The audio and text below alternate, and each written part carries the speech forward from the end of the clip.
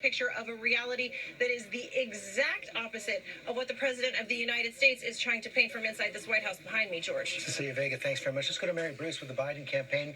Top brass of the Biden campaign have also been out with a Zoom press conference this morning. Tell us what they said.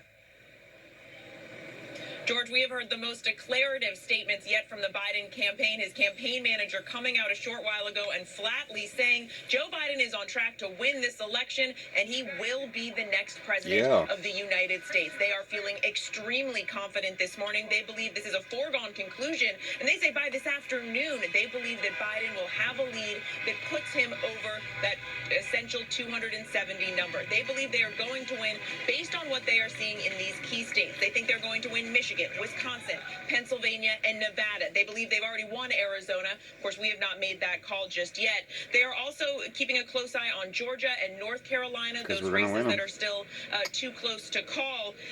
And George, they continue to slam the president for falsely claiming he has won this race. And they also pointed out that if the president got his way, if they stopped counting ballots right now, Biden's team notes that the former vice president would then be the winner.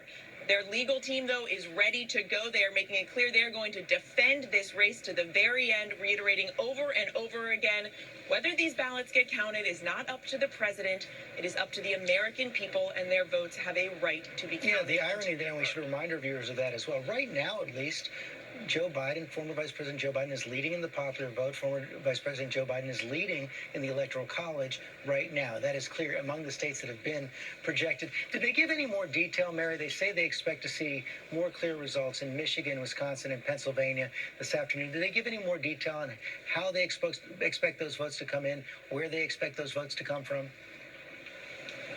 Well, they feel so confident because they say most of the outstanding ballots in some of these critical states are from Democratic-leaning areas. And they say when you add that up, it's going to be enough for them to overcome even any margin in states that the president may have right now. In those states we've seen all morning long, they've been essentially going back and forth in some areas. But they say when you look at where that outstanding vote is coming from, it gives them such confidence. And to the point that you were just making, you know, the president may have an interest in having some of these ballots counted in some of these states, given where we stand right now in the total count. And George, we should say we continue to watch closely for when we may hear from the former vice president. He is expected to come out and address the nation at some point today. Of course, last night when he spoke, it was notably brief. He notably stopped short of declaring victory. We are watching closely today to see if he goes further. Okay, Mary Bruce, thanks very much. Let's bring in our